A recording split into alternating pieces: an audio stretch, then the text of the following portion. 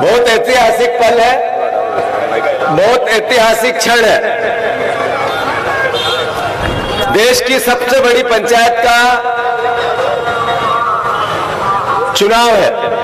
साथियों, दतिया के शानदार और समझदार परिवारजन, जब हम एक सरपंच या पार्षद चुनते हैं तो स्वाभाविक रूप से उससे जब वोट मांगने आता है तो कुछ वादे करते हैं, कुछ बातें करते हैं, कुछ उनसे सवाल करते हैं। सड़क बनाने की बात, खरंजा बनाने की बात। ऐसे ही सरपंच भी चुनते हैं तो सोच समझ के चुनते हैं। ऐसे ही कोई बेटा है, बेटी का कहीं रिश्ता बनाना हो तो खानदान को चेक करते हैं, उसके पारिवारिक स्थिति को देखते हैं, माता पिता के व्यवहार को देखते हैं, बच्चे के चाल चलन को देखते हैं। स्वाभाविक रूप से ये सब बातें भारतीय परंपराओं की हैं। तो आपने इतनी बार से भारतीय जनता पार्टी का सांसद चुना, तो जो पिछली सांसद है उनका नाम याद है क्या आप लोगों को? संध्या राय याद है? जरा बोल बोल के बताओ तो मुझे आदत पड़ेगी। संध्या राय का नाम याद नहीं है, ये तो गलत बात है, गलत ये मैं नहीं मानूंगा। पर इतना जरूर है, आपके मोहल्ले में, आपके वार्ड में कभी आई बहन जी?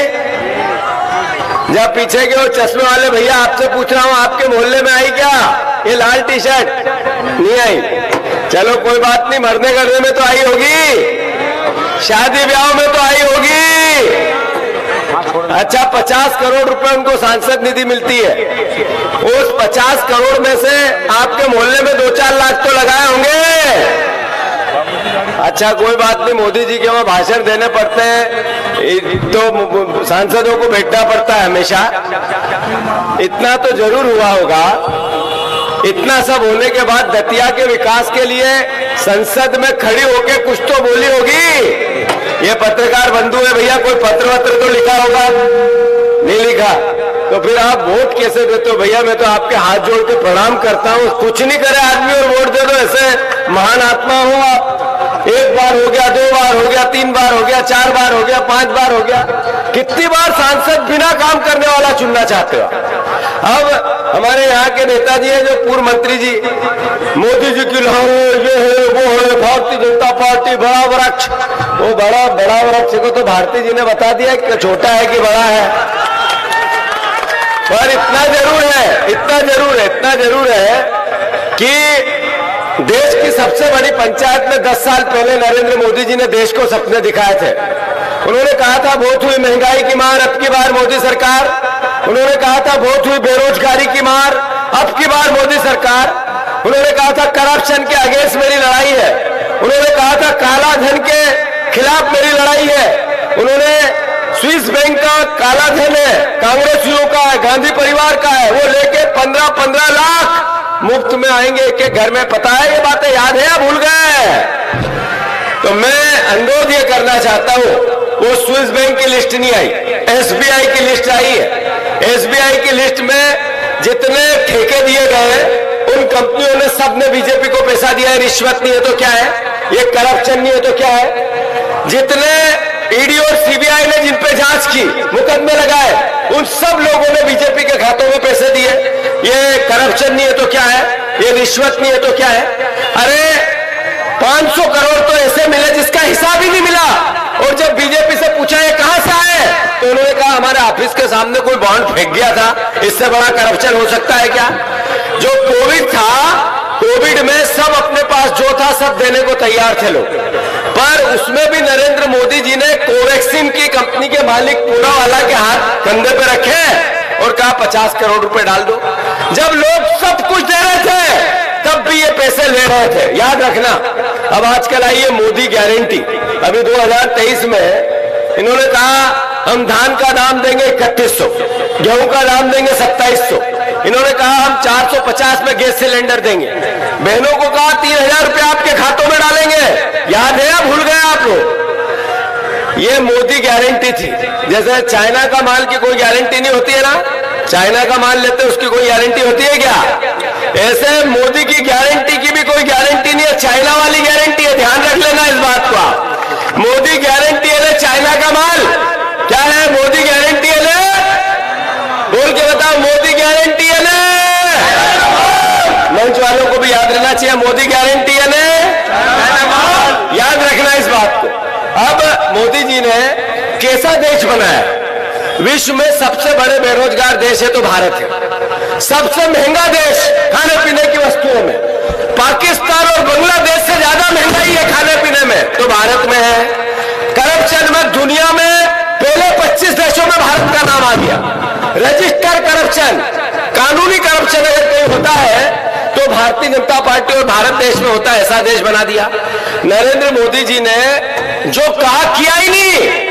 और अब कांग्रेस पार्टी ने जब 5 न्याय की बात की, उन्होंने कहा कि हम युवाओं को 1 लाख रुपए देंगे जो पढ़े लिखे हैं, तो कोई गलत काम किया कांग्रेस पार्टी ने? अगर बहनों को कहा कि आपकी आर्थिक स्थिति सुधारना है, संबलता लानी है, बहन अगर आर्थिक सक्षम होगी तो समाज में सुधार होगा, तो उनको 8,500 रुपया 1 साल में 1 लाख रुपया। अगर कांग्रेस पार्टी कोई विजन लेती है तो गलत काम करती है।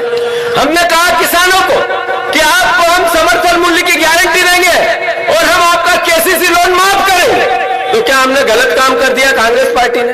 अरे कांग्रेस पार्टी ने कहा कि मजदूर होते हैं, श्रमिक होते हैं, ठेला चलाने वाले होते हैं, अगर इनका सार्वजनिक रूप से बीमा करेगी कांग्रेस पार्टी तो क्या अन्याय की बात करती है कांग्रेस पार्टी? कांग्रेस पार्टी ने निर्णय लिया कि जो बेटे बेटियां लोन लेते हैं बैंकों से पढ़ने लिखने के लिए वो रिमोट होगा, तो क्या गलत काम कर दिया कांग्रेस पार्टी ने? मोदी जी ने कहा ये वाम दलों की वाम सोच का नतीजा है, ऐसा घोषणा पत्र वचन पत्र। उन्होंने कहा कि बहनों का मंगलसूत्र खतरे में है। उन्होंने देश में अलग अलग बातें, वेज नॉन वेज, मांस मछली, अरे मंगलसूत्र, ये प्रधानमंत्री की भाषा है? ये प्रधानमंत्री जिसको इतना बड़ा समर्थन मिला जिनको, वो इस तरह की भाषा बोलते हैं। और पहले कहते हैं सबका साथ, सबका विकास, सबका विश्वास, अब कहते हैं हिंदू और मुसलमान। ये कहां गया विकास और सबका साथ? अलग अलग तरह की बातें, अलग अलग तरह की भावना, कैसे भी हम चुनाव जीते। अभी सूरत में एक चुनाव में लोकसभा के निर्विरोध हो गया। निर्विरोध कैसे हुआ? कुछ लोगों को डराया गया, कुछ लोगों को खरीदा गया। सांसद का चुनाव निर्विरोध। फिर मोदी जी ने कहा 400 में 1 सीट का खाता खुला। 1 सीट का खाता खुला, अपनी खुद की पीठ थपथपा रहे हैं, टीवी भी चला रही है। पर उस जनता का क्या गलती जो सूरत की थी, जिसको बिना वोट से सांसद मिल गया, उसने अपने मत का अधिकार का उपयोग ही नहीं किया और उसका जनप्रतिनिधि तैयार हो गया। क्या ऐसा देश बनाना चाहते हैं नरेंद्र मोदी? क्या ऐसा देश बनना चाहिए दतिया वासियों, जिस देश में 75 साल की आजादी के बाद बहस क्या है कि संविधान बचेगा कि नहीं बचेगा, बहस क्या है आरक्षण बचेगा कि नहीं, बहस यह है कि लोकतंत्र बचेगा कि नहीं, बहस है कि मीडिया का जो लिखने और पढ़ने का अधिकार है वो स्वतंत्र रहेगा कि नहीं रहेगा। देश में बहस इस बात की है कि हम अपने वोट के मत के अधिकार को जिंदा रख पाएंगे कि नहीं। बहस इस बात की है कि क्या हमारा देश चाइना जैसा तो नहीं बन रहा है लोकतांत्रिक व्यवस्था में। बहस इस बात की है कि जो रशिया में विपक्ष के लोगों की हत्या हो जाती है, क्या उस ओर हमारा देश जा रहा है? 75 साल की आजादी के बाद 10 साल में नरेंद्र मोदी जी ने इस देश में इस तरीके के विचार पैदा कर दिए। साथियों, मैं अनुरोध करना चाहता हूं, 5 न्याय की गारंटी है कांग्रेस पार्टी की, जिन्होंने हमेशा देश की आजादी से लेकर देश की उन्नति तक शहादत दी है। और सबसे बड़ी गारंटी है फूल सिंह बरैया जी की। एक खानदानी आदमी है, लड़ाकू आदमी है, संघर्षशील आदमी है। आपके हित और अधिकार के लिए लड़ने और भिड़ने में, आपके अधिकार के लिए कुछ भी कर गुजरने में तब भी पीछे नहीं रहेंगे। और दूसरी तरफ में वही संध्या राय जिससे आपकी मैंने बात करी, वो आती है मुरैना से, ये आते हैं दतिया और भिंड से। स्थानीय चाहिए कि बाहर का चाहिए?